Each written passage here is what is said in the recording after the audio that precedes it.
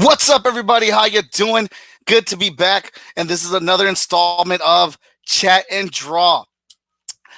Just to let you know, in case you don't know who I am, I'm the publisher of Short Fuse Media Group, the founder of Freestyle Comics, one half of the good, the bad, and the nerdy, and the most enthusiastic person in comics, Mike Watson. Glad to have you here again. We got another thrilling episode, and you're probably saying, a thrilling episode of what? What's Chat and Draw?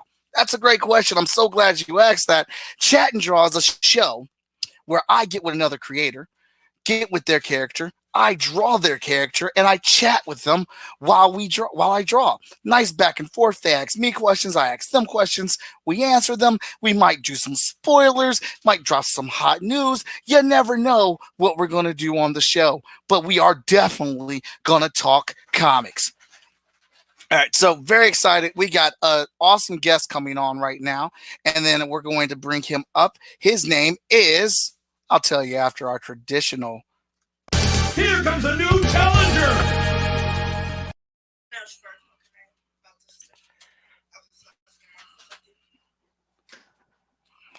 Travis Gibbs, everybody. What's up? What's up? How do you do? I gotta get my fighting stance, right? Yeah. You got a bob. Rock. So, Travis, real quick, what I want you to do, tell everybody who you are, what you do, and what are we going to be sketching today? So I'm Travis Gibb. I'm the creator of Broke Down and Four Dead Bodies, as well as a few other projects that you may have heard of recently. Cthulhu Invades Oz, Voodoo Nations, all sorts of really cool stuff.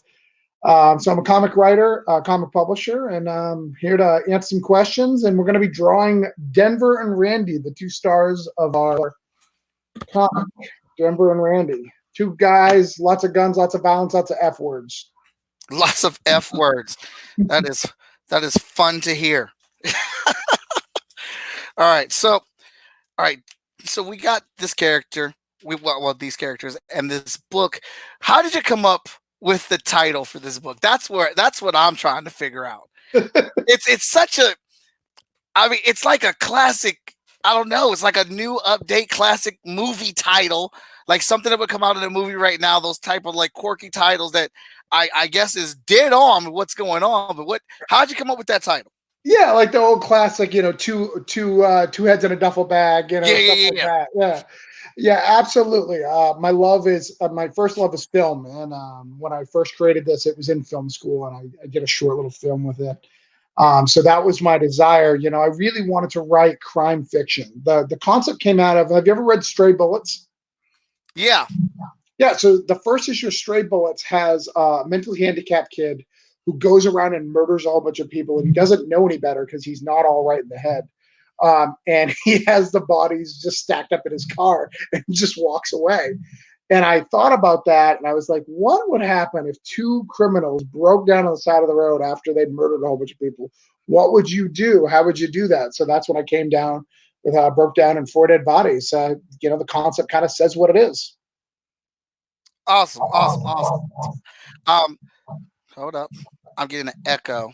I'm trying to do a couple different screens here. Yeah. So I want to make sure, because we're doing a couple different things. I think we're fine now. All right, good. So what made, because when I look at this, I immediately think of Two Guns. With Denzel Washington and I'm terrible with names. I don't know why I can't remember his dang name, but that was a very entertaining movie. So are we thinking this is kind of like along the same lines? So many people compare it to Two Guns. And I've only seen that movie once. And it was great. That's who is that? It's Denzel Washington. Mark Wahlberg. Mark Wahlberg. Yeah.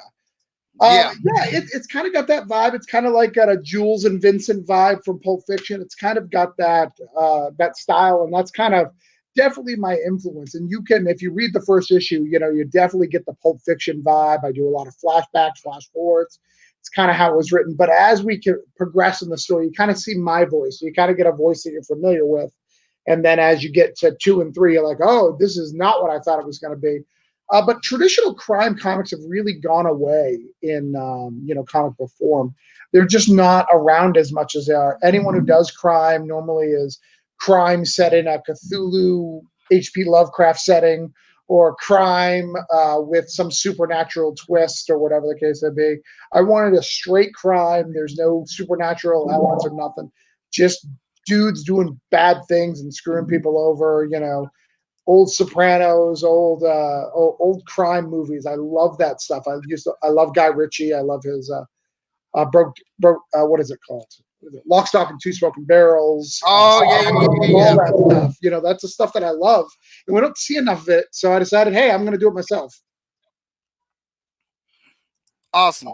Yeah, there isn't like a big rush of that type of stuff or whatnot. So you're a big fan of this series, of this type of stuff, of these type of stories and things like that. How did that start for you? To start writing, it's weird. I got into Pulp Fiction when I was studying independent film. I started with Kevin Smith. Kevin Smith, for anybody who's a geek, we all followed Kevin Smith. But really, like, I was an early adapter. That marketing campaign that didn't work, the mall rats on the back of a DC comic book, didn't work for most people, but it worked for me. I saw that movie, loved it, and that got me into the independent film. So I started following Robert Rodriguez through Desperado and El Mariachi, and then I followed it into Quentin Tarantino films and the Guy Ritchie films. So that's what got me into the crime genre. And then I've also, I followed it on the other side in comics. So I was an early adapter to Brian Michael Bendis. Before anybody was reading him in Ultimate Spider-Man, I was reading Jinx and Goldfish. I read Dave Lopan's Stray Bullets. Me and Brian Michael Bendis actually used to be pen pals. So before he started Ultimate Spider-Man, I used to say, I was working at McDonald's and I stole, sorry, I was a kid. I stole a rack of hash brown bags. So the little hash brown bags, but they had the little Monopoly things. He said, hey, send him free stuff. He wants to win Monopoly. He mentioned in the back of the letter page. I literally sent him a big stack, a full like tray of Monopoly things. And he said he opened them up and everything. So yeah, I've been following crime and I've wanted to write crime fiction for a long time. And then, I did this. I started in 2003. I did it from 2003 to 2007. We did the first 2 issues of Broke Down. But then he had a kid and I had a kid. Back in the day, and so for people who don't know, in the early 2000s, you could not switch art teams. It was just not allowed. If you switched art teams, you're dead. Like, nobody's going to pick you up. Nobody's going to buy your book. Just wasn't the day. Now you can switch every week. Nobody cares. But back in the day, that was a no-no. So when he quit, I quit. I just quit. I just didn't do it. And then flash forward to 2018, my wife saw it in a folder. Oh, look, we got the Two Guns up, a two guns homage here coming. Yeah. I feel like it was pretty perfect for what I wanted. I really enjoyed that film, and Nice. you sent me copies of the book, so I'm gonna dive into that. But I also want everybody to understand, everybody that is tuned in to this episode, everyone that makes a comment, everyone that shares this episode out is going to win a chance to win the full rack. Yep, the full rack, 1, 2, and 3. 1, 2, and 3. Are you going to sign them, Travis? Yeah, absolutely. In fact, I'll even dig into my box and see if I can find a couple of my double signed and send those out. So I've got some of my variant artists who have done stuff, and I'll get that double signed. But I love homage covers. For issue 3, give me 2 seconds. It's right over here.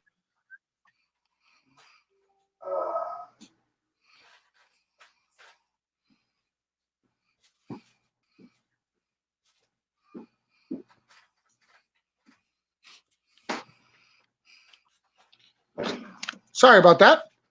No, you're fine. For issue 3, we did a homage to 100 Bullets. So if anybody who's a huge comic fan and love 100 Bullets, that's what I got right there. Look at that. So I love 100 Bullets. So we did a really cool. James Burton, who's big in the indie scene, did that cover for me. So that was really dope. Nice. So again, you make a comment, you share, you're watching the show, you'll be entered in a chance to win all 3 of the books or whatnot. All right. So go ahead. What are you going to say, Travis? I said, yeah, absolutely. I'd love to send it to somebody. And I'll Yeah, send it out boy. tomorrow because I'm doing fulfillment for issue 3 right now. So it will literally go in the mail today. I'll probably package it the minute we get off this message. Awesome.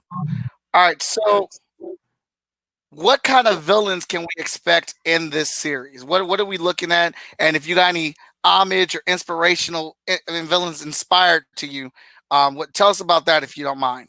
So yeah, the difference between Broke Down and normal comics is there's no bad guy per se. There's just variations of bad. So the two main characters, Randy and Denver, they're both hitmen.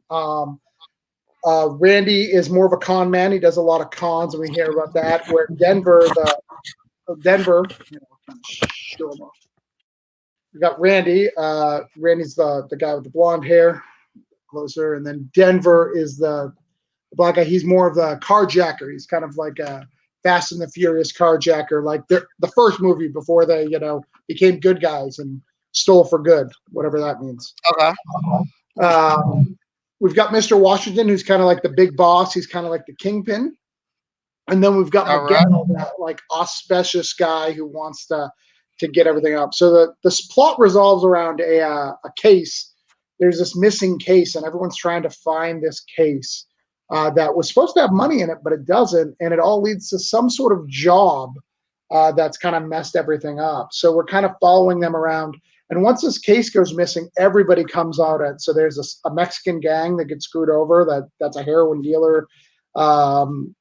Comes after them. We've got a biker gang. It's kind of like a Sons of Anarchy. They're called the Psycho 78. Oh, wow. All right. And then we've got the police, of course. The police have got to get involved at some point, right? You can't be murdering a whole bunch of people without the police, without the popo getting mad. So they're all leading up. This is a 4-issue miniseries, so we're right at the end. We live on a cliffhanger, but it's really, really cool. I've been really blessed to work with a lot of really talented people. I've had Carl Moline, the guy who created Frey for Buffy. He did a cover for me. I've got Rich Woodall, if you guys like Electric Black from Scout, he did one.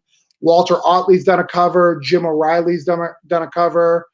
Walter Osley. I always say his name wrong. I don't know why. Frank Uzin, who's huge on Instagram, if you're an art guy. So I've been super blessed to work with a whole bunch of people, as well as Tyler Carpenter did a 2-page backup in issue 3. So there's some cool stuff, and I've got to partner with a lot of various creators, which has been awesome.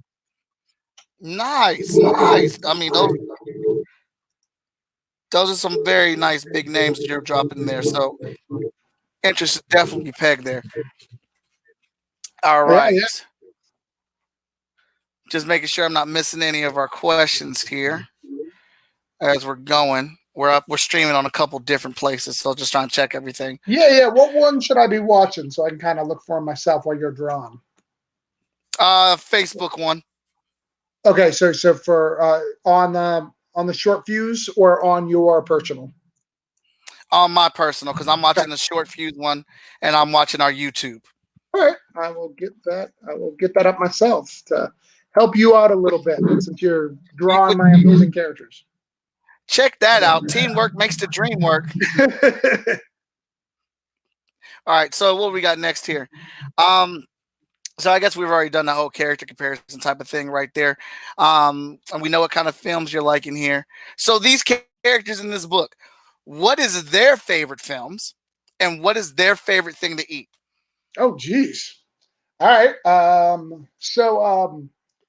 Denver is a huge fan of Pulp Fiction. In fact, he quotes it right in the first book. He quotes Pulp Fiction and gets harassed for it. So that would be his favorite film. He is probably going to like a Mom Spaghetti. I think he's got a little Eminem reference, little for the rap universe. So Mom Spaghetti would probably be his favorite food. For Randy, the other main character, Randy's a con man, so he'd probably like Rounders.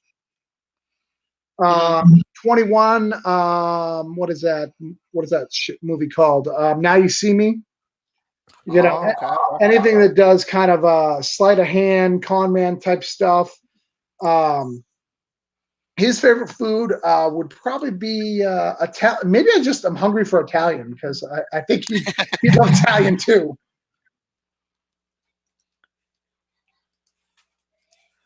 Look at all these layers he's got up. See, this is how masters work. They're doing 1,000 things at the same time. Right. Trying And to. please ask questions, guys. Like if you guys have any questions, that's how you're going to get the book. You want free stuff, you got to ask questions. That is exactly how you're going to get the free book. You've got to make comments, ask questions, share, watch. It normally takes them a second to start building up those questions. I know Danny J. Quick said he's watching at work on mute right now. Yeah. So when he gets off, he'll pop in with some questions. Sounds good. But what else we got? So for the actual comic book side of things, okay, what was the comic book that did it for you, that made you say, yeah, this is what I need to be doing? So I started, like I said, out in film, but I always wanted to write comics. I just have always write comics. My favorite comic of all time is Crimson number 10. Crimson number 10. Crimson number 10. Yeah. Are you familiar with the book Crimson? I am not. That's new to me. So Crimson is a story of a vampire named Alex. Oh, Eldar. wait. Yeah. I know that. I'm actually double checking to make sure that it's number 10 and not number 7. I'm pretty sure it's 10. I'm glad I'm not the only person that has to check the issue that brought them into the world. I would be so pissed if someone messages me and says, you said your favorite comic was this. Oh, it is number 7. I knew it was wrong the minute I said it. Number 7. Crimson number 7. So let me bring it up for you. Here's what it's about. So this vampire goes into a cafe, and there's these angels there.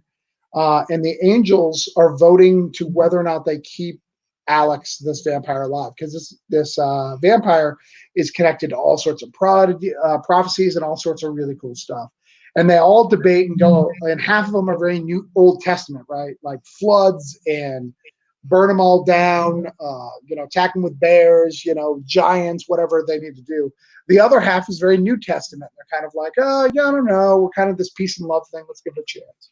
So it comes down to a 4-3 split on voting. And the devil walks in, Lucifer walks in. And Lucifer decides to cast his vote because he still has a vote because he's still technically part of this crew. And he makes it a stalemate and makes him live. And basically his whole desire to make a vote is A, to mess with them, and B, the vampire's a Rangers fan. And I just loved that scene. I loved how epic, how super interesting it was, and they never did anything with action. Like nobody fought, nobody did anything. They had a couple small little interactions, like a choke here or scene like that, but it was all dialogue driven, but I loved it, and it really was super inspiring to me. I really, really liked it. In fact, the end of that issue that I didn't get to is Lucifer comes out and he sees this little girl right outside. And the little girl fixes everything bad that happened in the restaurant, and you find out that that's God. And he's like, so you're really for this forgiveness thing? And he's like, well, I would join you, but, you got to have another side, and kind of walks off. And it really was this beautiful, like, little story. I buy this comic every time I see it. I don't care the price. I buy it every time I see it because I really enjoyed it. So that was a comic that said, hey, you can write comics. You can write it your style. That's why really early Brian Michael Bendis was super inspirational to me, because he was writing with a bunch of dialogue, writing it like it was a film, but putting it on a comic page. And that's what I do. That's awesome, man. I remember reading Crimson, and I don't remember that issue, but now I want to go find that issue and read it. That sounds like a really good issue. So good, and you don't need anything else. You don't need to know anything. It's just a solo thing. It's so good. That is awesome. I like that. I love stories like that. It like kind of their version of a quiet issue, where the dialogue carries it, and I can kind of feel just from you describing that like that Quentin Tarantino influence on it, or kind of yeah, all the stuff I liked, James, Kevin Smith. I loved people who were dialogue driven. I loved growing up, my favorite show was Dawson's Creek. So I'm either possibly in the closet, or I just love dialogue. Dialogue is good when it's done right. When it's done right, dialogue is pretty dang awesome. Yeah. So I just love a quick-witted person. So I kind of gravitate towards those things. I tend to be fascinated. I'm a huge Hellblazer fan. John Constantine. He's always talking himself out of trouble. Stuff like that really, really is good for me. What did you think of Keanu Reeves' interpretation of Hellblazer, Constantine? Rather, sorry. So here's my issue with it. It's not that I didn't like it, but it wasn't that he did a bad job. It was that storyline is so iconic. And the biggest part of that is, in that storyline, I can't think of the name of the storyline, or Bad Habits, I think. Bad Habits, a Good Omens. Yeah. It's all about John Constantine literally screwing everybody in the world over because he got cancer and can't smoke anymore. Like, literally, like, that's just so iconic of a character. He doesn't give a crap about anybody or all the rules and bad things that he did. It was so he could continue to smoke and not have to worry about the cancer. Amazing. Really? Yes, that's what, and that's what the movie's based off of that scene. And you don't really get that in the movie, so that was a little disappointing to me. I did like it for what it was, I really like the TV show too. Yeah, the fans saved that TV show for a bit. I like that. Yeah, the fans saved it. I mean, and they brought it over to the CW for all the crossovers. He's done a whole bunch of stuff over there, so it's been great. By the way, I have to say congratulations. I hear that people are getting some short fuse books in their mail today. A lot of people are getting their Like Father, Like Daughters. Yes, they are. Yes, they are. I didn't get mine yet today, but I am so excited that people are getting it. That's awesome. A long time coming. I'm super happy that it's there. Thank you very much. I'm very glad people are getting their stuff. Definitely prove some things for us. Right, exactly.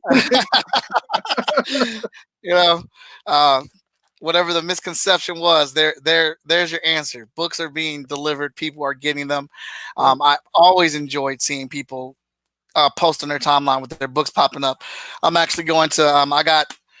I got a package from Ted Sakura and Henri as well. So I'm probably going to open these up on the show here today. All right. Supporting indies. It's nice getting these packages, man, and opening them up and being part of that world. Let me see. What did I get yesterday? I got a couple of indie stuff yesterday. So I got the Dust County Chronicles from Kickstarter. If anybody saw that got shipped yesterday. And then I got Agent Wild and Reaper Core. Reaper Core. Okay. Reaper Core. That's got my attention. I've seen this on Kickstarter a couple of times. This book is old as hell. It's 2015. I was super shocked. I have so many questions. I have questions. I've never heard of it. But to me, that's kind of like the super cool thing about indies. There are books you just never heard of that have been out. And by the time you catch them, they're about 5, 6, maybe even 10 issues in, and you could jump right into that. Yeah, absolutely. Like I haven't read The Edge yet, and I really want to. And it's 9 issues in. I'm like, what? What are we talking about? How is there 9 issues of a comic book that I haven't heard of? Like, I don't understand. Yeah, The Edge gets it in, man. I think he's about to get ready to drop his 10th issue or whatnot. Yeah, well, I saw a folder that he shared. Like, he had 16 through 19, like, in folders. I love it. I love it. Right. I'm sitting here, like, waiting. I'm on page 3 of issue 4, and he's got 7 books in the can. What's going on here? Hey, well, that's all the more better, man, because, as soon as you get done with that, you got plenty more to go. Yeah, that's true.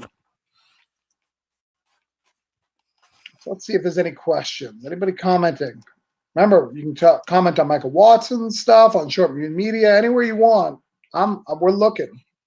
Yeah, we are, man. We got them up. So right now we got 1, 2, 3, 4, 5. Right now we got 5 people, according to what I see, in the contest right now. Okay. They'll have their names up on the wheel.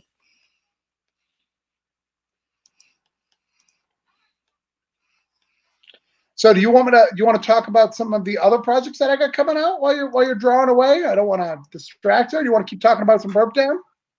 Oh no, we're perfectly fine, man. This is your world. The reoccurring problem I end up having on the show is I get sucked into what I'm trying. So I've so got to balance apparently it out. drawing takes a little bit of concentration, is what you're saying. Yeah, yeah, and it's a pressure situation. I've kind of put myself on the spot here, so I've got to deliver. Right. Well, what we'll do is we'll switch. I'll do a script while you talk to me, and we'll see what happens. All right. I'll be, Let's see. So, okay. So, kind of, can you, or is it trade secret? Can you give us an inside line on your writing process? I know. For me, with writing my books, I'm kind of more of the Marvel way. I'll do one or two sentences for each page, and then because I'm the artist of the book as well, I'll just start doing my layouts, and then I'll go back in and flesh out the script more. And I kind of put some placeholder text for dialogue, but then once we get into adding the layers, we really clean up and beat the dialogue. so no. So here's my process. So when I write a script, I first start it as a series, so the whole arc. So I write out the whole arc. So for Broke Down in Four Dead Bodies, I wrote out all 4 issues, and I wrote basically a paragraph of what was in each issue. Okay. And then I take that and I then do that again, doing a page detailed pages from 1 to 20. Most of my books are way bigger. Like issue 1 is 30 pages. Issue 2 is 28, and then issue 3 is 29. So I Okay. tend to write more than I should. But that's the greatest thing about being indie. Nobody's telling me how many pages I can write or can't. All it means for me is I got to pay more colorists and more artists. Right. But so then I write it down and break down the stuff, and then I write the Chuck Dixon way. And so the Chuck Dixon way is every 5 pages you have to have action, or the plot Okay. has to move forward. So every 5 pages I have to have something happening, give or take a page. So I build out, flesh it out that way, write all the dialogue, write all the script, send it in, get it to the artist. The artist puts everything to me. I then do another cut of dialogue when I see the lettered pages. So when I see the lettered pages, I then do one more round of editing for the dialogue to make sure the dialogue fits the scene that I'm being shown, continuity. So that's the whole process there. So I do a few different stages before I even get to script. Script is a full script. I do caption. I even just recently started doing chat bubbles breakdowns. So if I want the chat bubble to break, I break it down into chat bubble 1, 2, or 3, even if it's the same character. So how many bubbles are going to be on each page, each panel description. So I kind of do it. The only thing I do differently than other people is I don't write heavy detailed on panels. I write what needs to be there, but other than that, I really let the artist kind of do their thing. So I Okay. want the artist to be able to have the flexibility to write some stuff. Like in my most recent script for issue 4, I'm like, here's the people who need to die. Go ahead and write it. You deserve it. I've made you write all sorts of stuff. You got 3 pages to do it. That's cool. That's cool. Oh, So Ren McKenzie. Ren McKenzie, the contest is if you were watching, making a comment, asking a question, or you shared this post, we put your name in to win the first, second, and third issues of his book signed, and he will mail them out, ship them to you. Signed, sealed, and delivered. yeah, we'll get that out to you guys so you can enjoy them. But yeah, so that's my writing process. I try to be heavy-handed, and it seems to be working. I've got recently I just signed another deal today for writing, and I've Okay. had so it's been working really well. People seem to like my writing. They like my style. I was today compared to Michael Bay as a writer, so that was a little offensive. But I think he meant it as a good way, so that's fine. I would not be offended by that because honestly, what's up, Maurice? Man, how you doing? Shout out, Maurice. What's up, Daniel? Calvin. Sorry, I didn't see that earlier. Um, Michael Bay does some things that I'm not a fan of, but the man knows how to shoot action, Yeah, and he is copied all of the time. And the people that copy him never make their stuff look as good as he does. There's a lot of work that goes into yeah, it's a lot of stuff that he just, keeps pulling in and in his movies that he just does. And you're like, oh, that's Michael Bay. That's Michael Bay. But that stuff that he does is extremely difficult and nobody can replicate it. I mean, if you're not counting Bumblebee, because I think Bumblebee destroyed every Transformer movie he ever did. But I absolutely agree with you. Yeah. But and I think that people don't appreciate early Michael Bay when he was doing stuff like Bad Boys.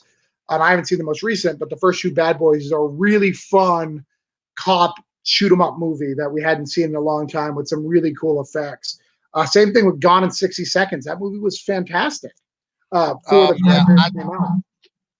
Yeah, I'm a big fan of Gone in 60 Seconds. Bad Boys 1 and 2 were great, but Bad Boys 3 was really good.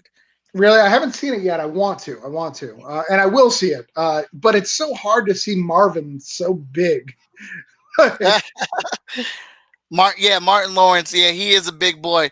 I appreciate and respect it because I am also a big boy. Right. I definitely related to him. We have been, and somebody, I think it was Andy Shorty, Shaggy. He said that me and Victor Dandridge reminds him of Will Smith and Martin Lawrence from Bad Boys.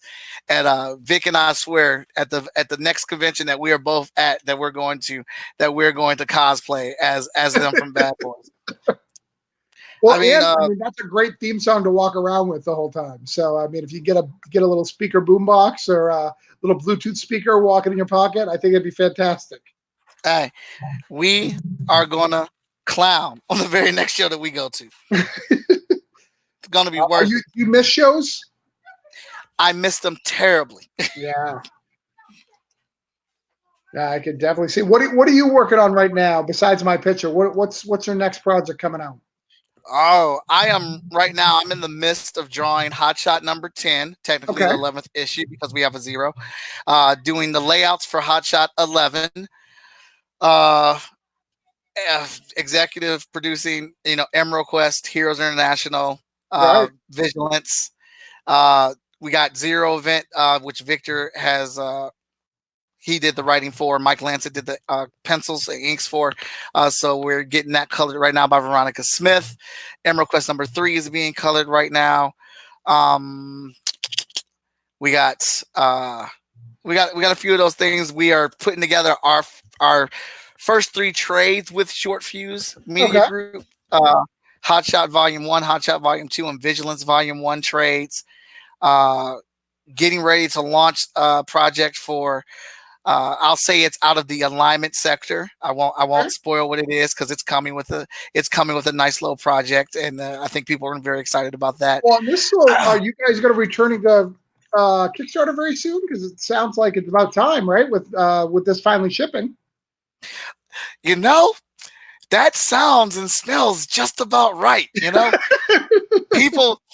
People getting their books, people posting that the Kickstarter has been delivering. Right. And, I think we're almost done with all that shipping. So let me see. Timing's looking about right to, encroach on that Kickstarter field again. I heard it's a good time to launch. So good. I'm excited to see that because I own a few Short Fuse books myself. I'd love to own some more.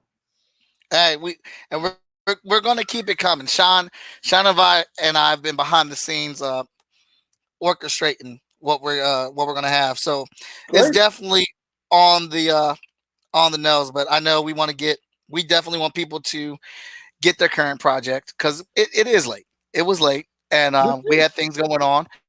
But we stuck with it. We didn't run anywhere. We were here answering everybody's questions, and some people didn't like the answers that we had for them, but at the end of the day, what people want is what they paid for, and that's what they've been getting is their books. Yeah, exactly. And that's the best you can hope for, right? Like people don't realize how hard this process is. It's really way harder than you think.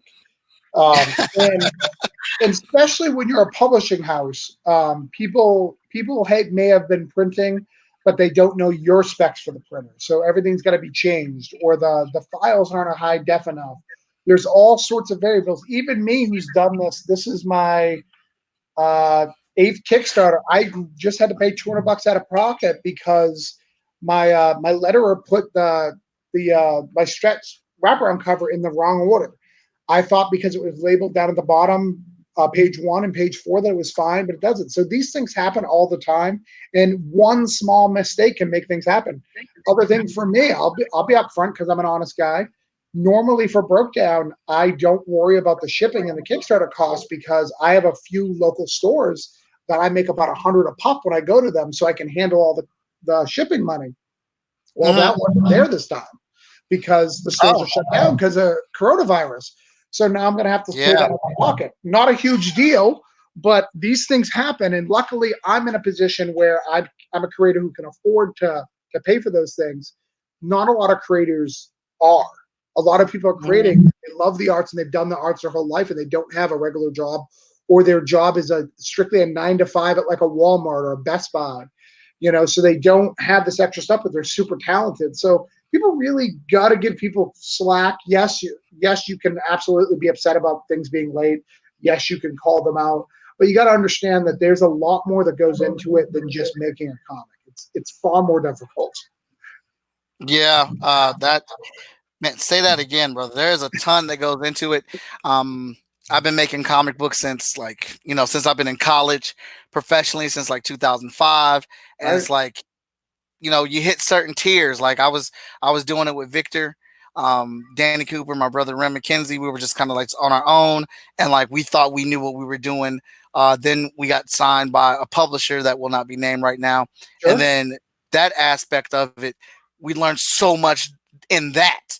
Then jump back into doing it on our own, still learning stuff. I'm like, all right, I got this. This is what's good.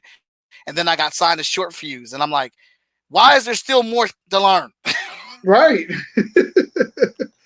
Well, and that's the thing, man. It's the bigger it gets, the more complicated it gets. I'm running my first, so I've ran The Advocator, which was an anthology, and I did really well with that.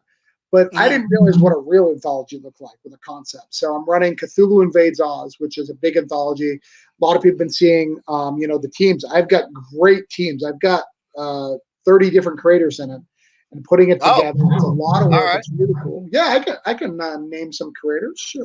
Go ahead. I'm going to bring up the list just so I don't forget or I don't say somebody right. And then I can go through the list so I don't double say a name. So just bear with me. But Cthulhu Invades Oz is basically the Wizard of Oz being told from an evasion standpoint. So someone, literally Cthulhu goes to Oz. Dorothy sold the Oz out, and Cthulhu invades and tries to take over. So it's all your lovable characters from Oz fighting Cthulhu monsters. So it's pretty cool. Every creator got their own character to work with. And we've done that. So who do we got? We've got myself. I'm doing Dorothy. We got Emily. She's an artist of mine. Reset is her last name. She's brand new. She's 14 years old. And I chose her as my artist because at the same age as Dorothy. I thought that was really cool. But she's super talented. She's already got a cover coming out for Scout. So just so you guys know, she's very talented. I got Kurt Belcher from over at Source Point. He's doing some stuff. And Mike Barker. We got David Bryan, who just did the $10,000 stake thing with Brian Silverback. He's doing some stuff. Jamie Premack, which a lot of you guys don't know. It's a book called Binary Star. And by the way, I'm announcing names that I haven't even put out the cards for. I'm just going through my list. Are we getting exclusive stuff? You get exclusive stuff that people don't know about. So if you're listening to this, you're going to hear it. You got a video for exclusive? You got that challenging video. I just want to make sure. So that's the next thing I got. This is just this is the first season of the show. Every 4 or 5 episodes, we figure out something new and learn something new that we need to add on to. So now we need an exclusive video for when new content gets dropped on the show. Right. So we got Joe Rodriguez. He's going to be doing Cthulhu. We got Chuck Pinu. Everyone loves Chuck. In Chiron, they're going to be doing the Scarecrow. We got Mr. Stabity Buddy himself, Richard Rivera, is doing the Lion. We got Russell Notiz and Nicholas Torres doing the Wicked Witch. We got Jonathan Hendricks, who you guys may not have heard of, but he's an up-and-coming guy, doing the Tin Man. We got Yellow Brick Road by Rob Anderson and Martha Schwartz. We have Caleb Palmquist, I think is the way you say his name, and Eric Hawkins. They're doing, Toto. We got some poems in there. We got Greg Elise's Mr. Gentleman himself. Ooh. Brian Silvera, he's going to do the Wizard of Oz. And yes, for those who are a fan of Greg, yes, the wizard will be black because he informed me that his main character has to be black, so we did that. Okay. Steve Oskun, he's a creator over at Newsarama. He's been doing a whole bunch of stuff over there for years. He's doing some Flying Monkeys. We got Tyler Carpenter doing the Emerald City Guards. So yeah, that's who we've got. We've got all sorts of things. And then Jerome Gagnon over from Action Labs is lettering the whole book, all 120 pages of it. Oh my goodness. That sounds like a freaking smorgasbord right there, man. Yeah. So it's been a lot of fun. We've been working on it since November. We're not even launching till October. So it's really, really cool. It's really, really cool to see all this coming together. And I hired professionals. I literally asked the biggest guys I know, hey, can you help? Can you help? Some of them turned me down, some of them helped. So it's going to be a great thing. I'm planning big, so it's going to be fun. And it's a cool concept. I think it's going to be great. So that's the next thing. And then the other thing I got going, which is really cool, is because of this whole coronavirus, I met up with Luke Stone, who just did a Kickstarter for hybrids.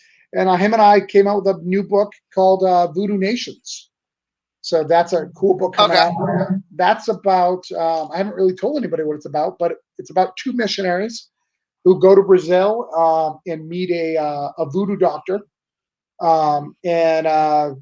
Basically some bad things happen and possessions happen, and they travel the world. They go to New Orleans, they go to Mexico, trying to get away from these voodoo cults that are now after them because of something that happened. So it's very dark and very fun. I'm super excited about it. We've got some cool stuff, and that's going to launch in July. We're really like pushing that out really, really fast. Okay. So yeah, I've got tons of stuff going on. I see, man. This stuff sounds really good. Don't let my I'm definitely excited, but I'm pretty excited about this piece I'm drawing right now. Yeah, too, dude, so. it looks great. So how does it feel to be drawing normal people when every time you're on here, you're always having to draw superheroes? Is it easier? Is it harder? Yesterday, is it the same? Well, yesterday no, she had superpowers, but I drew a kid with just some electricity coming from her hair, so that was pretty normal except for that part. But it's harder to draw the regular people just because I'm trying to think of how to make them as dynamic as I've done the superheroes. Right. So with superheroes, you can hide it behind a flash or like a lightning or like a punch to the ground or something where you kind of just got to draw their faces. Exact, spot on.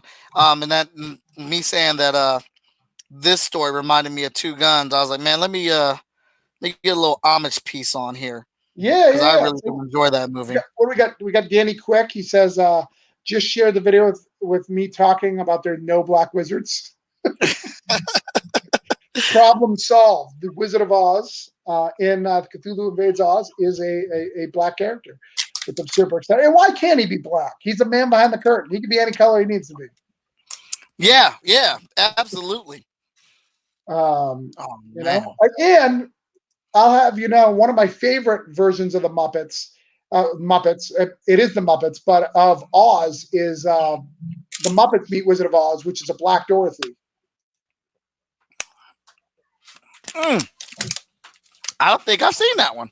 Yeah, it's one of those directive videos. I'm a huge Muppet fan, so like I've seen a lot of Muppets that people haven't seen. But yeah. Excuse me. Danny Quick. What else we got? I'm trying to read all these comments, trying to catch up. Yeah, I'm seeing Oh, we need a spoiler alert and exclusive alert. Yeah, I can see that. Yeah, we need a spoiler alert and we need an exclusive alert. All right, good what job. About the Wiz? I've only seen the Wiz once, and when I saw the Wiz, that was from Mr. Daniel Caleb. Caliban. Yeah, his so name I've only always. seen Wiz once. I need to watch it again. And when I watched it, I was like 12 or 13, so I don't think I got the genius. I was just like, oh, Michael Jackson's in this. Cool, I'll watch it. Yeah, I'll watch anything with Michael Jackson, and I'm a big Michael fan. Oh man, like I remember when I was a kid staying up for Thriller, the Thriller announcement, and it was the Thriller video, like it being just as big as any movie I'd ever seen, right? Like it was so big. You had to be home, you had to be ready, you had to watch this Thriller video, and then it being like a 10-minute, like a Meatloaf song video, you're like, what? I know, dude, that was so epic. Some of my favorite moments with my grandfather was like that. Like I remember specifically us staying up and quieting the house for the world premiere of Black and White. The world premiere of Smooth Criminal. Like when that stuff happened, everybody got together and we watched that. Wow, Thank you, Danny. Awesome. This picture is looking great, Mr. Watt. I love him. Thank you. I'm having a lot of fun with it. That's been one of the cool things I've really got to enjoy from doing this show so far is that I'm meeting people that that are outside my circle, but in the community of indies, right. And I just like haven't come across their characters, haven't come across them. We get to have this so far really good conversation, and I'm meeting some wicked cool characters. Yeah. Well, I hope you. I sent you all 3 issues, so once you read it, let me know what you think. I'd love to hear your feedback. Oh yeah, because it is quarantine, so there's plenty of reading that can be done. Oh yeah, well, I love feedback. Like so one of the things that I love about comic creating is, so I have 2 different groups of friends. I have friends who tell me my stuff is the best stuff. They love it. They think it's great. I have legitimate fans who love my stuff, and then I have my friends who read it and rip it apart every time, and that's okay because I want them to rip it apart because I want to be good at this. Like I really do. So they're like, why is this happen? Why did this happen? Is this a continuity area? They're looking for that stuff, and I love it, man. I love it. And you can tell the ones who are just ripping it apart because they're jealous of it, and the people who are ripping it apart because they want you to be better. Yes. And there's a difference. So, because trust me, there's a difference, and people don't think that we know, but there is a huge difference between the people who are ripping your stuff apart because they think they're better, and the people who are going, no, I want to make you better. How can I do that? My man, yeah, that's exactly what I have with my friends. Danny, Victor, Ren, the Gauntlet. I don't even get compliments from them guys no more. It's like you already know you can draw, buddy. We are looking solely for what you can fix and improve on. And then if they do like it, they just don't say nothing about it. Like I put it in the chat, I just get no comments on it. I'm like, did y'all see it? Because I didn't hear anything from you. I was like, yeah, man, it was cool. It was cool. That means I got them, but they still looking for what can be fixed, how I can be better. Yeah. I want to tell you guys too. So I was on a show the other week. I was selling my Broke Down comic at a store, and I was we had both American Dream and The Dancer there, and you guys were selling just as many as mine. I sold like 30 copies that night. They sold a little bit less than that, but only because of I had all 3 issues there. They only had issue 1 or whatever. But American Dreams is pretty close to a trade too, isn't it? Yeah. Actually, Caliban has the whole arc written, and he's in works on the 5th issue right now. Oh, nice. Yeah. So I'll be so that's coming out very soon. We're working on that. And that's one of the cool things about Caliban. He puts his head down. Like he's out on social media, and then you wouldn't think that he's working, but then he is. Like he kind of like you look at his page like, well, where I see him posting the #1 issue, but where's the next issue? Well, he's holding back. He's got all that stuff stocked in the gun, and he's about to get ready to fire, and y'all are gonna be like, oh wow. Yeah. Yesterday I got art from every project that I'm working on, and those are the greatest days, right? I love getting those days where you get all the different projects are sending you stuff, and you're trying to get feedback to everyone, but you're just like, you're so impressed by the next art. You're like new shiny. So that was my yesterday. I was like, wow, look at all those things I've got. Now I've got to figure out which ones to reply to, which ones not. Yeah. My intern right now, She is. I have both the interns working on Emerald Quest number 3. Mhm. One intern is doing the flats, and the other's doing the colors, and they are murdering it right now. And I took a hat off, and I was like, man, this stuff is looking good. I know Veronica Smith, our lead colorist, has been guiding them and critiquing the work and whatnot, and I've been adding my input to it. But for the most part, they have absolutely murdered the colors on this book, and I am super looking forward to dropping that in fans' face. Yeah, yeah. Well, and colors is such a hard thing. I just got some colors back today. Um, Debating whether or not I'm going to get in trouble for sharing this. I'm going to do it anyways. That I wasn't in love with. That I wasn't in love with, and you're trying to figure out, okay, it's not that I don't want to tell you that you're not, that I don't appreciate you doing colors, but like there's a certain quality that we've got to get to. So, like, am I going to use them as flats? Can I use them as flats? It's trying to get that coloring is such an important thing. Someone actually pointed out in my issues that my colorist really, really, really helps my artist, because my artist, he does everything himself, and it's very anime style. So when he does anime style doesn't it there's a lot of background, and then there's no background. It goes back and forth, and the colorist tends to fix all that every time. So the colorist is always adding some really cool effects and things like that to make those pages pop. And I've been super blessed with my coloring team, both James Sims and Victor Munoz. They've both tag teamed on the book, and it's been great. Hey, teams are incredible. Yeah. I guess this is my own personal little grievance. Whenever people do buy the books, I like to ask people which one do they think. I'm a big progress guy. Yeah. So I like you can see the growth of everything if you read from Hotshot #1 to Hotshot 9. You can see the growth, story, art, production, colors, letters, all that stuff. And then somebody was telling me how they love the art, and I was like, well, which one is your favorite issue? And they were like, man, issue 9. And I'm looking, and I'm like, man, that's the weakest issue that I drew. Like, are you serious? I mean, I put because I had to get that done by the clock or whatever. And then, but I bring that up because Veronica carried me in that issue with her colors. She's a fantastic colorer. She can do dang near any style that we need her to do. But man, that issue 9 was Veronica's issue. She carried me in that issue, and made me look a heck of a lot better than what I was. Yeah, no, it's such an important thing too. My issue 2 for Brokedown, is my least favorite issue, talking about your least favorite issue and stuff like that. And it's not because it's bad, it's because it's a setup issue. So I needed to set up a lot of things in place and then have a plot in there. And the plot is not as strong as I'd like it to be. And really, looking back on it, even now, I don't think I could do much of a better job. I could probably flesh it out and do certain things a little different, but setup issues are just hard.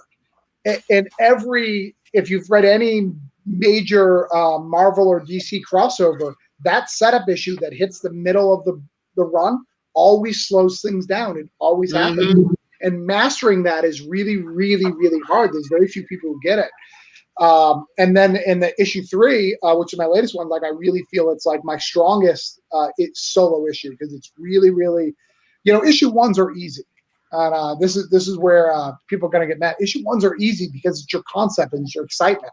All that stuff's in there. You get that stuff.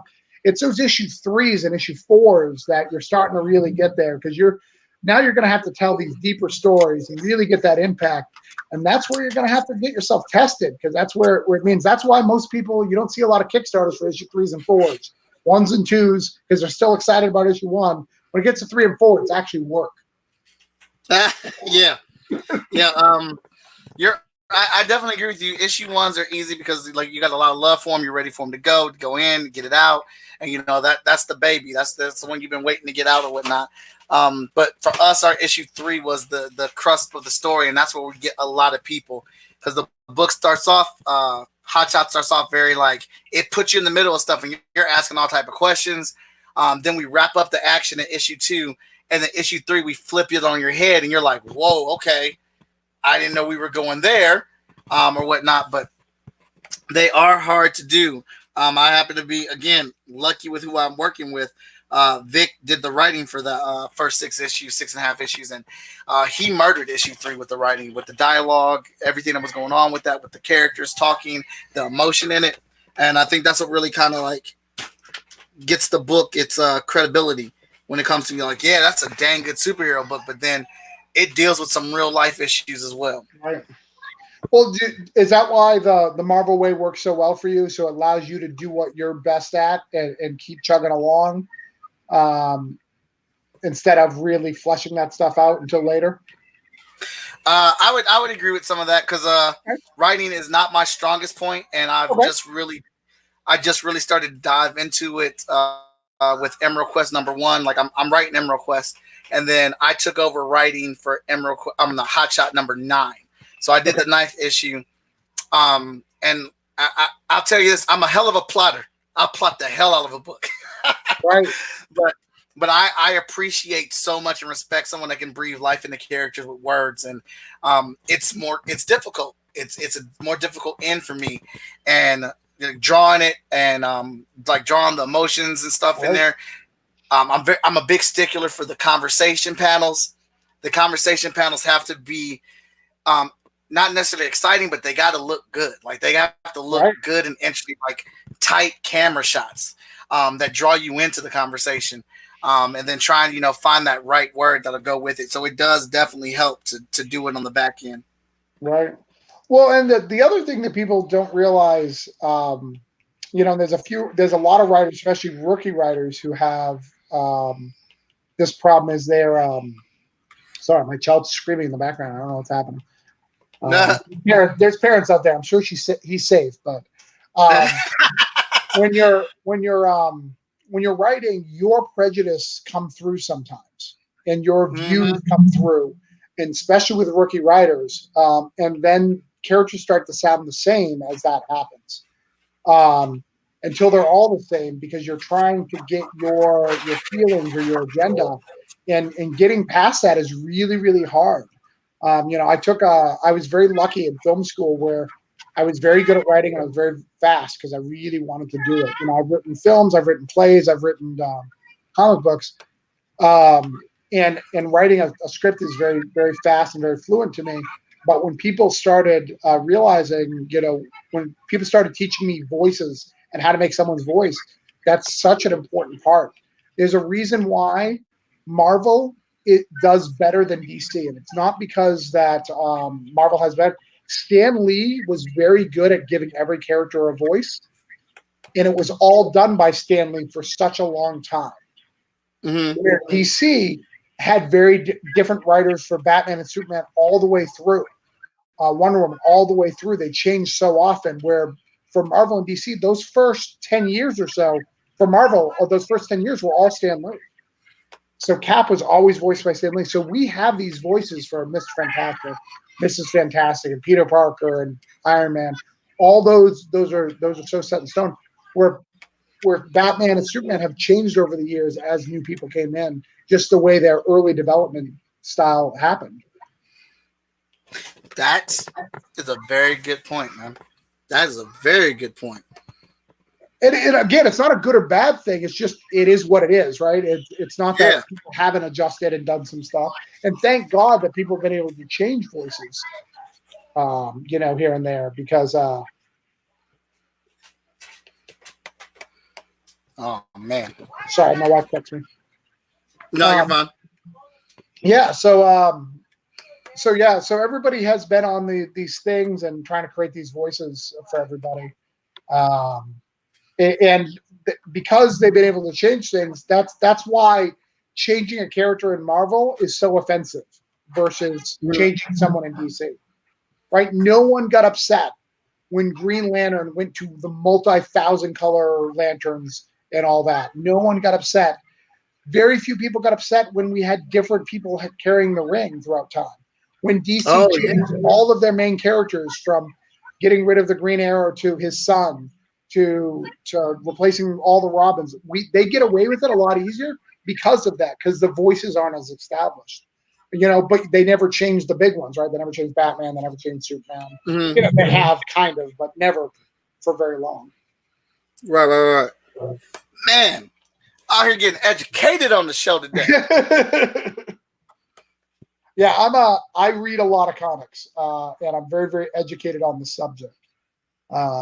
So I care about that, and I care about the history of comics and where it comes from.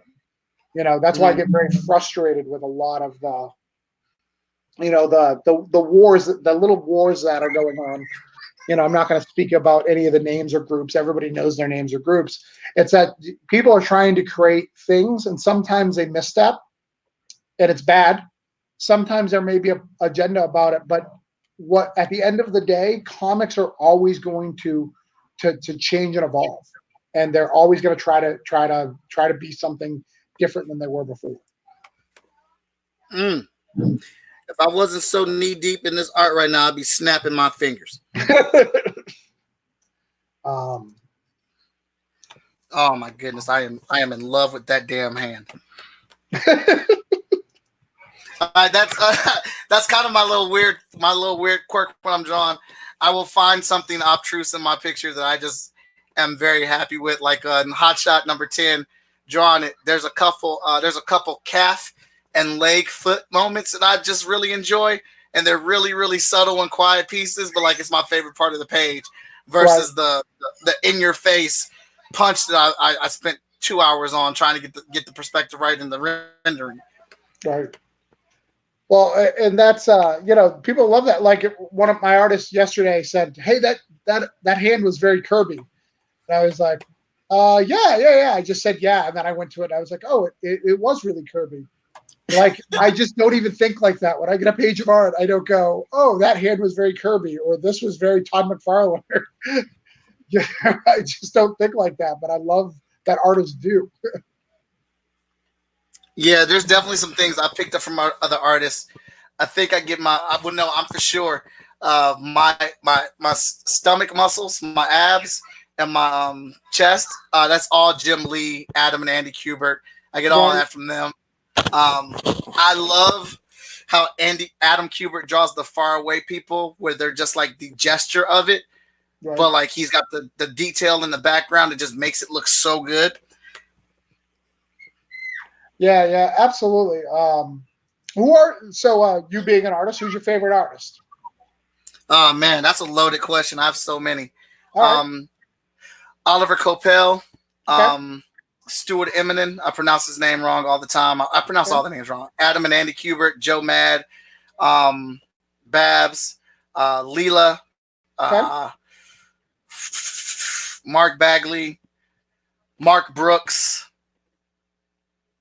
But Stuart Eminem, Steve Scrouse are probably like my biggest influences with Joe Mad. I've got a great.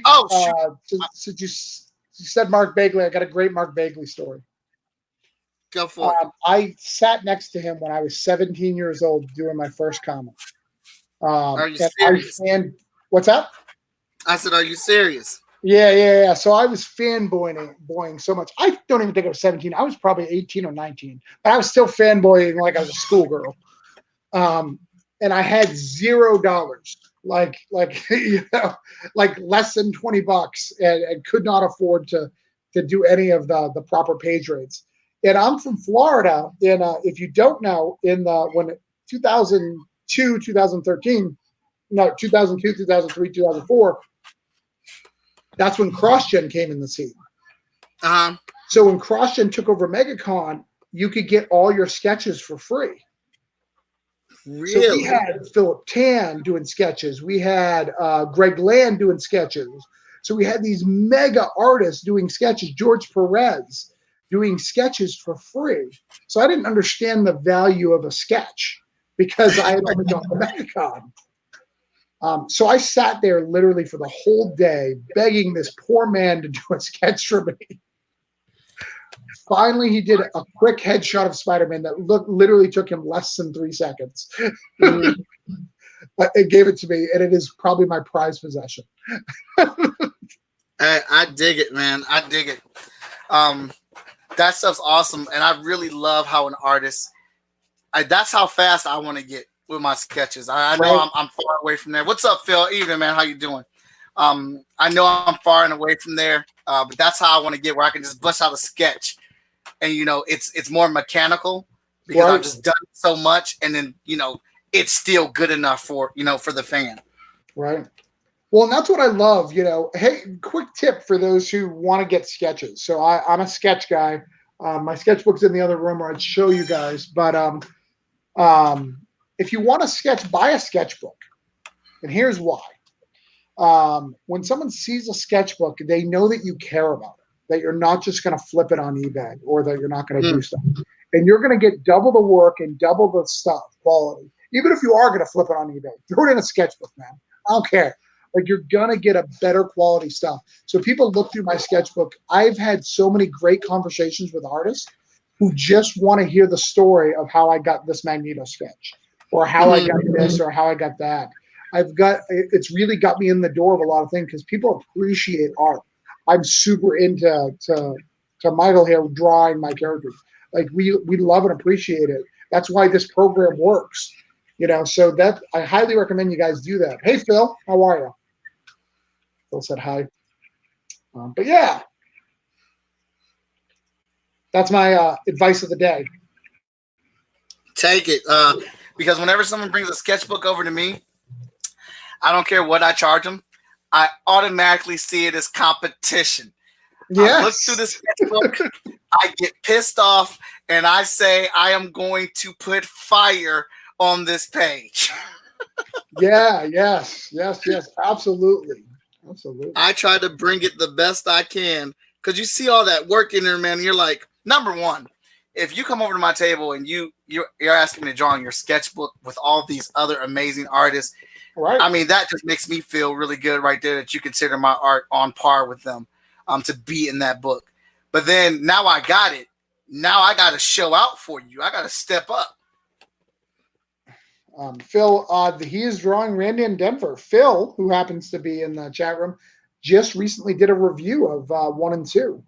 Okay. So that's really cool. He just did it and posted it today. So yeah, that's what he's drawing Randy in Denver right now. And it's hard to tell, Phil, because you don't see the word bubble with the F word. So that's where it gets confusing. You don't know what he's drawing, but. I think I need your version of Randy there looks a little like what's his name? Kurt Russell. Oh, does it? Yeah, okay. It does a bit. Man. Let's see here. All right, what else do we Mike have told here? me today when I was out on this program. He's like, "Hey, do you have character design things?" And I am way far in this game that I should be able to give that to somebody, and I could not. So I want to share that everybody's learning, getting to that next level, man. I have to level up today. And those help you out tremendously, right? Just because it helps you get every angle, it helps you do all sorts of things. Yeah. And you're not the only one, man, because I don't have them for all my characters. I have them for a decent amount of them or whatnot. Right. But everybody that's come on the show hasn't had them either. So it's something that we all are trying to get done. You should do an educate. That's what you should do. Next time someone doesn't show up, that's what you should do. You should take a character and show them how you do it and why you do it. You know what? That's a good dang idea. That is a good one right there. Yeah. And coming up with these ideas actually does help, because as we've seen on the show, things come up and, people have things they got to do. And, life, you can't plan life all the time. Like, things happen and you got to move with what happens. But that's a good idea. What we ended up doing the other day or yesterday was I just pulled out one of the pages from Hot Shot and I just drew it live. Yeah. Why not? I love it. These draw. I love participating in these. I love it when Tyler does them. Luke Stone does them. A few people do them, and I think that not only does it hold you accountable, it also allows people to see the process and see that next time when you show them your page rate, you show them the length of your videos to help them understand. Yeah, absolutely. Right. See, so this is one character, and this took blank. Right. I'm not just trying to get over on you, man. I'm not. Right. But, they're looking great. Those are my boys right there. I'm having a good time with it. I'm normally not a fan of drawing suits, and I knew coming in today I was going to have to try to draw these suits and make them look cool and as interesting as I possibly could. Nice. But I've been trying to. I look at a lot of clothes and stuff, because I have been doing a lot more character design stuff for people lately. Right. And I've been trying to, get the essence of that wrinkle right. You know what I'm saying? The Yeah. armband and stuff to where it's just enough where it looks cool, and you still get that feel like this is like bunched up. Right. Well, I think that's the biggest thing. So for me, I can draw one thing and I can draw it amazingly well, like almost professional level. Okay. I can draw a Ninja Turtle. I come All from right. I come from Rochester, New Hampshire, which is right next to Dover, which is where the Ninja Turtles were formed. So growing up, Ninja Turtles was like the biggest thing because I'm from where the indie comic came from. Mm-hmm. So in Oh, school, okay. I learned how to draw Ninja Turtles. And because a Ninja Turtle's body is not a human body, even though it's humanoid, I have a hard time drawing regular humans, but can draw a Ninja Turtle like nobody's business because I've mastered that body form. Hey, ain't nothing wrong with it. Them Right. Ninja Turtles is making cake right now. Yeah. I mean, it always makes cake. And if it's not making cake, they just revamp it, make it again. Exactly. I'm not a fan of the current iteration in the cartoon right now, Yeah. but uh, you know, I know they're going to change it. I personally wish. Well, actually, I think they're actually going to do it. They have a new Ninja Turtle story coming out called The Last Ronin, and Yeah. it's like 40 years in the future. I am looking forward to reading that. Yeah. I'm a little disappointed with that. Because so we are promised is the new reunion of Peter Lard and Kevin Eastman. And then when we finally get the announcement, it's just because it was in Peter Lard and Kevin Eastman's folder that Peter Lard's name is on it. So it's not really Peter Uh, Lard doing stuff, which is upsetting. But I mean, it is his concept, so you can let it slide. But I really wanted Peter and Kevin Eastman to bury the hatchet and really do some stuff. Everybody now, watched that toy thing. now, now, see, I thought they did. I watched the toy thing, and at the end of it, it said that they actually got back together for a meal. They talked, and they were on the road to repairing their relationship. Yeah, it did. And then that video, then the Ross Ronan came out as an announcement, so we assumed. But from what I can tell, it's Peter Lard's notes that are used, so kind of like story, but not necessarily Peter Lard doing any art or Peter Lard actually writing the story. You know, so we'll see. I mean, I'm a huge Ninja Turtles fan. I love the current comic arc. I think it's great. I love the new turtle. I think she's a great concept. I only have one. I like the original concept better than what they have right now, but beyond that, that's real. I think it's really cool.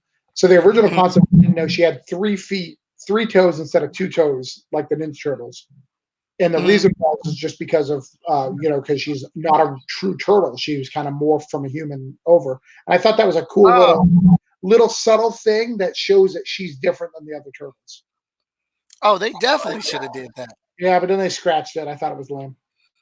But Now, I will say I'm definitely enjoying the Turtles comic book more so than anything. The comic book has a lot of growth to it, and that's what I want to see.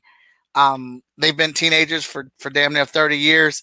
right, We can have them grow up. I remember when the movie came out, the new one that Michael Bay produced, right, and this artist absolutely hated the turtle designs. I'm one of them too. So he right, redesigned the turtles his way, right. and then he made up a story for them about them going their separate ways when they turn 18, focusing in 4 different martial arts, and then coming back. Yeah, Leo went to Japan to focus on being a samurai. Donatello stayed in New York to work on his tech and incorporating his technology into it. And then Raphael went to study Muay Thai. And so he has a right. bunch of armor And so he just takes gunshots to the chest because he has armor. He just does a bunch of knees and elbows. Doesn't even use his size anymore unless he needs to, unless it gets really serious. But my favorite one that he did was Michelangelo. He went to go fully develop into ninjutsu. So he comes back and Mikey doesn't talk anymore. Mikey doesn't smile. He is a true ninja, but he wears a mask that has the smile for him. Wow, that sounds dope. I've never seen that. That was for the movie, for the third movie? No, this was just an actual artist on DeviantArt. Oh, wow. Wow. No, that's super dope. I would have loved that. I would love that. Yeah, I absolutely loved it. I went crazy for it. I asked him if I could have permission to draw it, and he said, "Yeah, go ahead." And dude, his designs for it were so dope, and I was like, Well, "This is the movie that I want to see." A lot of people don't know this, but so there's a few different artists who've done bootleg Ninja Turtles comics over the years. So the guy who replaced Peter Lorre and Kevin Eastman is a guy by the name of, what's his name? Michael Talbot, I think. I'm trying to think of his name right now. But he basically did all the Malibu comics when Kevin Eastman and Peter Lorre kind of took off. He continued to do Ninja Turtles comics even without permission, and would bring them to cons. He would get them printed and bring them out to cons. So there's tons of bootleg comic books. Same thing with the current Ninja Turtles Urban Legends. They did a couple of issues and after Image dropped them and put it out at cons, which is crazy, which is super dope and super cool history for comic collectors. Because I love Ninja Turtles. One of my, since we're talking about my favorite book earlier, one of my favorite issues of comics is Leonardo, the one-shot Leonardo, the first one, where he gets beat up by the Foot Clan coming home for Christmas, which is what the first movie was based off of. Where Raphael gets beat up. Instead, it's Leonardo, and he gets his butt kicked by just foot soldiers coming over and over against him. It was so great. Very Frank Miller. I loved it. I see. I need to see, and I was my intention over this break is definitely to get more Ninja Turtle comic books, to dive into some of those trades. They're pretty hard to find. Yeah. So there's a classics and colors. If you get those 4 trades, they're pretty reasonable. They're a little oversized in a normal trade paperback, meaning format wise. They're not like 11 by 7. They're probably 14 by 18. But they're really, really, really good. They're fully colored, but they're colored in the old, like modern 80s style. So they're not modern colored, and they're old monochromatic, darker colors. So it's really, really good. Those are, in my opinion, better than the IDW, because the IDW recolored them, but they did it in kind of the modern style. So it's got all the high gloss and all that stuff. I kind of like the old, dirty colors now and then, especially with my Yeah, I understand that. I do too. Sometimes it just looks better. It just feels better. Yeah. Well, and that's what's great, getting when people hire a colorist, they don't realize that they have that there's so many different styles, and your book can be in so many different styles. So it's not just hire a colorist; it's basically finding a style for your book. Right. Exactly. So let me see if there's any comments. I haven't checked in a minute while you continue to draw that fancy gun. Yeah, I'm trying to add some details on it. Yeah. So what do you do with these after they're done?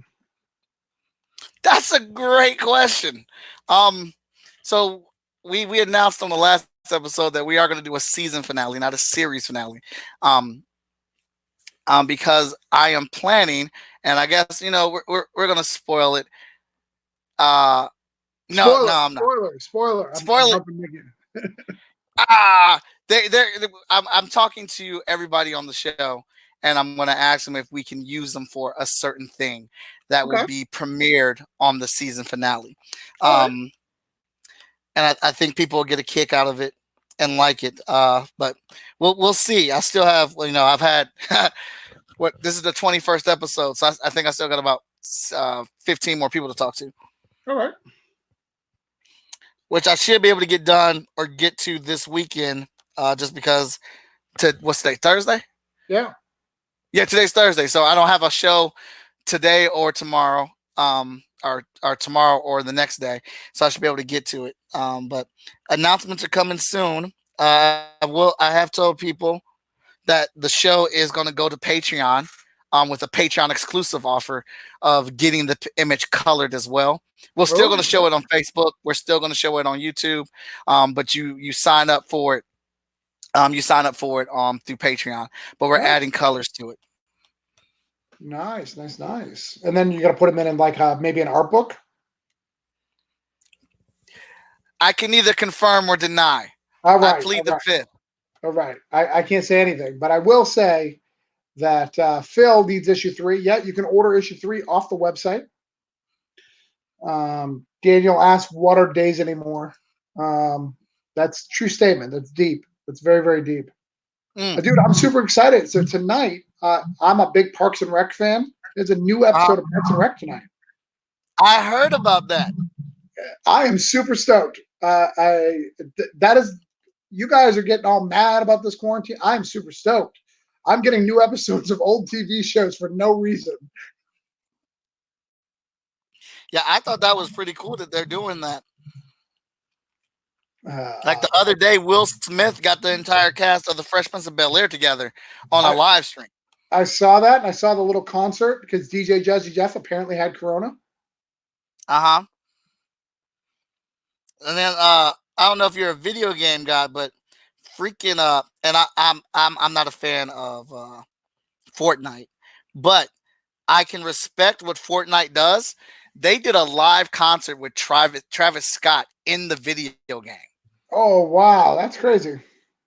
I watched a YouTube video of that, and I was like, this is phenomenal. Like, I'm not a Travis Scott fan. I'm not a fan of Fortnite. I can't stand the game. But respect is respect. That thing was ridiculous, and that takes video games and music to a whole different level. We can now do concerts live in the game to interact with the players. Yeah, that's just crazy. And Fortnite's been doing all sorts of crazy stuff like that. I like Fortnite. I don't like Fortnite. I like Apex, the Fortnite clone that I feel is better. Okay. I like the gun game. I like the battle royale. I've even tried the Call of Duty one, but not love it. Did you see the announcement today for Assassin's Creed Vikings? I'm actually going to watch that trailer when we get done today. You better draw fast because it's pretty exciting. Yeah, I'm almost done with this. We're going a little bit longer today because we got the 2 characters on here. I had to I've only done 2 characters on here once, so I had to prep the art before we got on here. Yeah, but it looks good. You're almost done. Definitely a fun piece. And like again, I can't say enough how much I've enjoyed drawing these different characters. Maurice says a sketchbook will be better.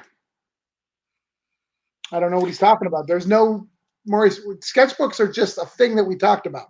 Sketchbooks are a thing that exists. We're not saying there is a sketchbook coming or that there will be one. We're just saying that sketchbooks are a thing that you could do with art once it's complete. Right? And you could print them if you wanted to. Some people even put up Kickstarters with sketchbooks. But that's not what we're saying is happening. We're just saying that sketchbooks are a thing that could be done with this. And as we know, Patreon's coming. So Patreon is a great opportunity to see things colored. Yes. As well as maybe get some other various projects, and maybe a party of Patreons. You can kind of come in on a Zoom party, maybe you guys should do a short fuse, get all your artists together, maybe do a Zoom, and everyone's drawing at the same time a character. Hey, that Zoom app, that's a good idea too, but that Zoom app is real. We've been using it for my after school program that I teach in. Yeah, Zoom is really good. I've used it for a lot of things, and it's a lot of fun. In fact, I'm doing a Zoom tomorrow night. If anybody wants to come, I'm having a beer with people. So at 9:00, that's what's up. I'll propose it. If you want to have a beer with me, come on. I miss going out and having a beer and just chatting. That's what's up. So Oh let's my see. So you got Short Fuse has $1,000 shipping right now. So check your mailboxes. You ordered that. If I like daughter, you should be getting that, which is cool. Mm-hmm.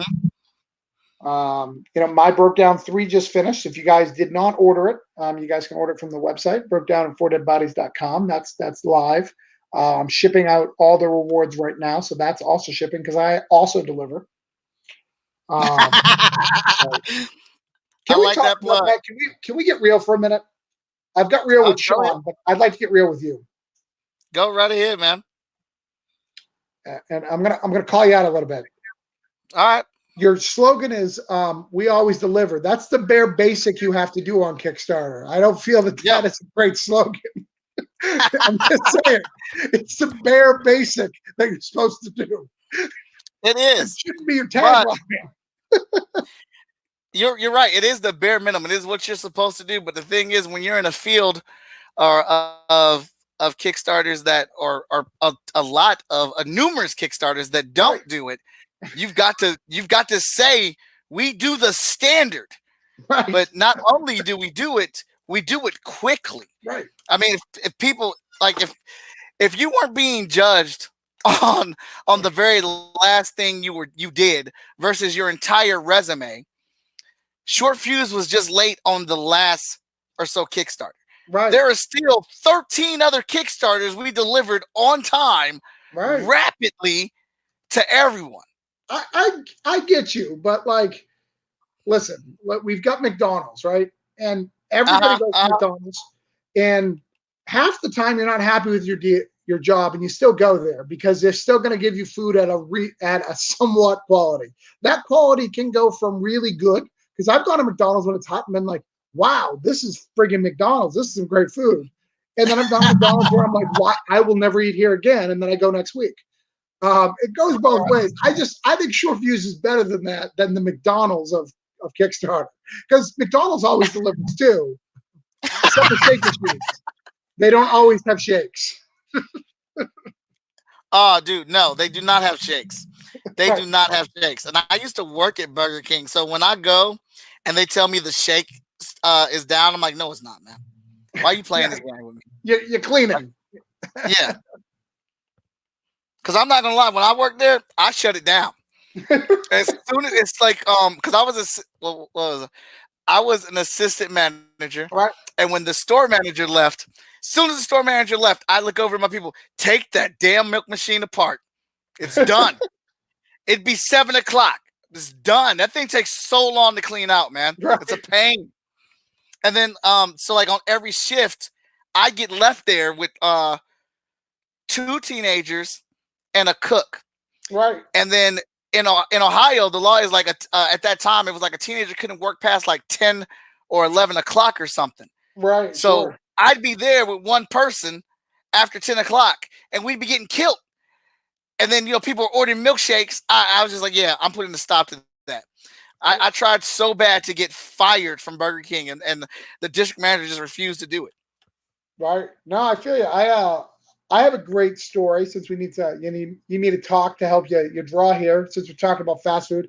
So I work in McDonald's. As you know, I stole the stuff for Brian Michael Bendis, but my best story and how I got fired from McDonald's is this. So I was an unruly teenager. I didn't really like my job because I worked at McDonald's. You're not supposed to like your job if you work at McDonald's. So they called me in on my day off because I was being miserable one night because we had got a thing of pies and they got burnt and I ate one. I ate a burnt apple pie. So they fired me for stealing. Wow. Basically looking for a reason to fire me. Mm-hmm. But I have always had the blessing of being pretty popular. Mm-hmm. So across from McDonald's is my school. So during the summer, I was in band camp. Again, questioning the Dawson's Creek stuff, and we won't go into that, but I was in band camp. So I go over, and when I see that manager there, I make everybody order apple pies. I was like, order apple pies, order apple pies. So everybody ordered apple pies. Did it again the next day. The third day we go in, I hear them scream in the background, Well, put down pies. So I wait until they put down the pies, and I literally would have them not order apple pies. So now they wasted tons of apple pies. And I would go back and forth for the next week, just randomly dictating how many pies they had and really messing up their food orders. And that's what would get managers fired. So the manager pulls me aside, and there he's like, "Can I talk to you, Travis?" I was like, "I mean, I don't know what we have to talk about. I don't work for you anymore." He's like, I just want a minute." I was like, "Okay." So he takes me aside and he's like, "Do you know how much you're costing McDonald's? Do you know how much you're costing by doing this nonsense every day? I'm sorry that you got let go. You did that to yourself, blah, blah, blah." I was like, "Yeah, but be a hell of a lot cheaper than all these, than eating one burn apple pie." And he was so mad. Funny fact, years later, that guy gets demoted and I get hired as McDonald's because, you work with your friends and eventually one of your friends gets higher up and he just hires you back. He doesn't care. And I was his boss. And I rode him so bad. It was miserable. So that is my burnt apple McDonald's story. The petty is big with you. Right. No, I go all out, I come from like a broken family. My parents were drug and alcohol. So, and kind of ties in my story. The reason why I write bad guys is because I know tons of people who are drugged out and do all sorts of things who are good people. They just have an addiction or they're having a problem. And I try to write some of that stories into my comics because I have a heart for these people. But I also know there's a lot of bad things that happen in this world.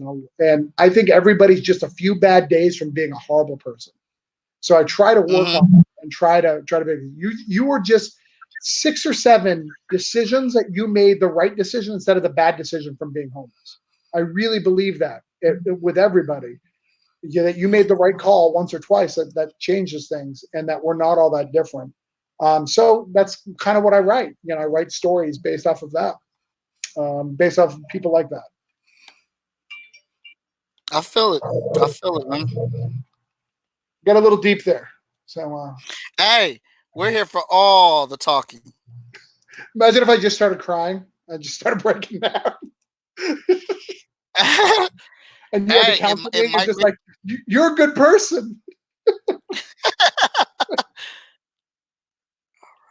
see here. So let me see if we got any more comments because you're wrapping up there. Because it's a hard life and that's why you made the book. That's right. It is a hard life. It's a hard knock life for me.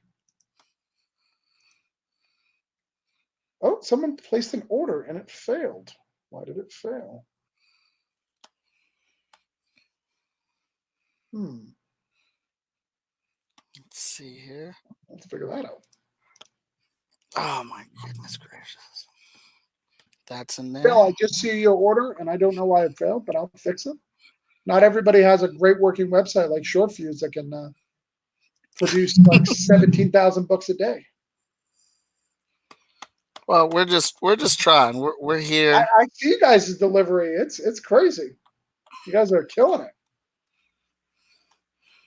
Right. I think forgot that.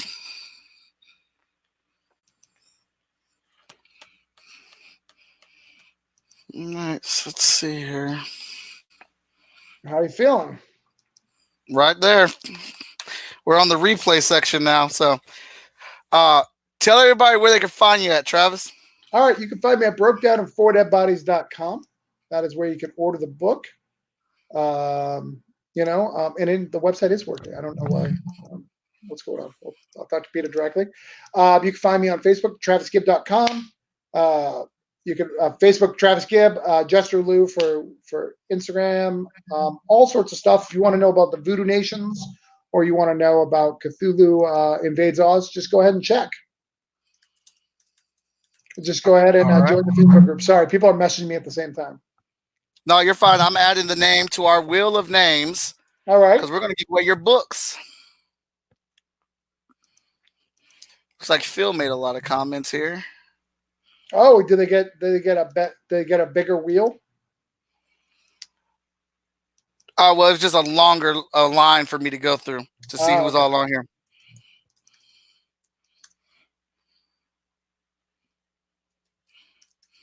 Pizza resets. Danny J. Quick.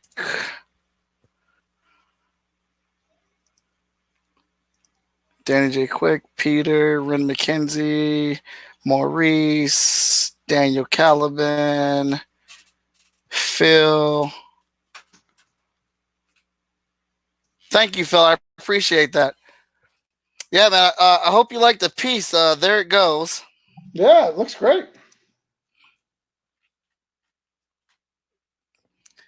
That was super fun right there. Okay, so I got her names on here. Did you see anybody on your end or that may have posted a comment somewhere else? Because I got Maurice Jones, I got Daniel Calvin, Phil Locklear, Ren McKenzie, Peter Reset, and Danny J. Quick. Those are those people I see. All right. Okay, so I'm gonna switch. I'm gonna bring. Actually, let me make sure now. there's nobody on my Facebook. I shared it on mine too.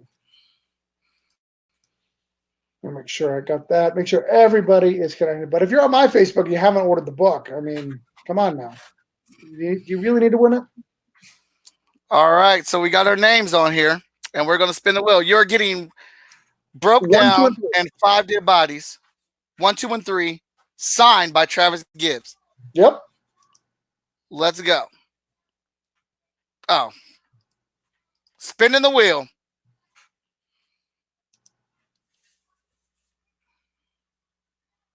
That's what's up. Is that where it's landing? Daniel Calvin. Daniel Calvin is our winner. He's getting 1, 2, and 3. Daniel, if you're still watching, go ahead and message me privately, and I'll give you your address, and I'll get it out to you. All right. Well, man, I'd like to thank you so much for being on the show. Thank you. I appreciate it. This has been a great conversation. Let me close out that right there. Get that out of there. All right. This has been a great conversation. I will send you this piece, and then you can do what you want with it. Get it colored, use it for a pen up or whatnot. So the thing that I've been asking all the creators about, I want to know if I can have permission to put these guys in there. Into whatever fictional thing that may or may not be a sketchbook or Patreon or something. May you use that? Yes, you may. Awesome. Right along those lines. Support him in his comic book. Keep something up the good. Something will be used of this one day, and it will be in there. No problem. Yes, yes. All the rest of you will find out on the season finale of Chat and Draw, the 25th episode. And I would love to see why I'm doing it on 25. I'm big comic book fan here. So if you're a comic book fan, you will easily figure out why we're doing 25 as a season finale. I'm excited. We should try to get all of us on one of the Zooms. Man, are you? You can tell you and Sean Mack are friends. Oh yeah. Me and Sean Mack talk on the phone all the time. When we're marketing, we're marketing. We call each other for marketing advice and / complaining advice. Oh shoot! I didn't mean to do that. Travis, come back. I'm here. I haven't left. Okay, I thought it kicked you out by accident. I was trying to get the extra screen off. Yeah, but no, we're good, man. We're good. I appreciate you guys. I thank you guys for all you do. I got to go to the store for my family, but yeah, I love the marketing. Whatever you guys need me for, Short Fuse. I'm a friend of Short Fuse. All right. And I applaud you guys for making good on all your stuff. You guys are killing it. You know, as many know my story, you know, I work for another guy who is not doing the right thing, and I'm still stuck in situations. So I understand. Travis, hand back in the backstage for a second. Yeah. I'm going to close up the show. Thank you again, everybody. Please subscribe to the YouTube channel. Give us a follow. Chat and Draw returns back next Tuesday, and I will have Lori Foster on board, J.M. Hunter next week, and a couple other things as we come around to that 25th episode. I'm Mike Watson, and this is Chat and Draw.